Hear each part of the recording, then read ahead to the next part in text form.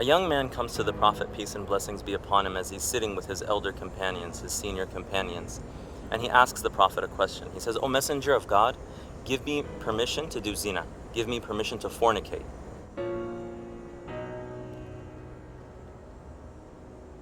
Give me permission to do zina.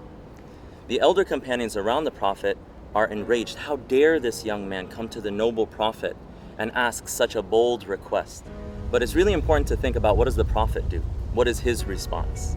He tells his elder companions, relax, calm down. I'll talk to him, I'll deal with him. And what does he say to the young man? He says, come close, have a seat. It's the beginning of a pastoral care session. And then he asks the young man a series of questions to help him understand. And he says, how would you like it if someone did this act with your mother? And the young man is repulsed, and he says, I would hate that, O Messenger of God.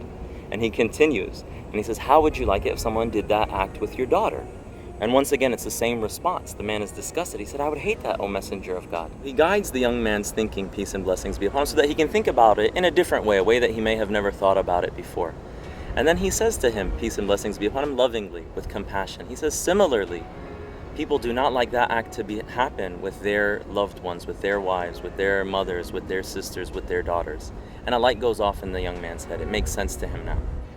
Today, it's hard to find people in our community who provide that kind of compassionate presence. We see from the Prophet, peace and blessings be upon him, in this situation, that he provides a sense of active listening. He listens to the man. He wants him to be able to voice whatever issue he's going through. So he lets him speak.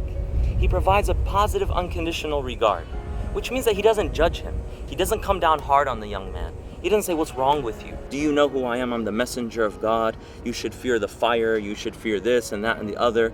We're surrounded today by so much doom and gloom. People really need hope. And then lastly, he gives him the relevant, transformative advice that he needs to hear. He guides his thinking, and then he lets him understand why that act is not beloved to God. And the man understands. So we see from the Prophet, peace and blessings be upon him, a beautiful example in how we need to deal with people. And that's exactly what Islamic chaplaincy is about.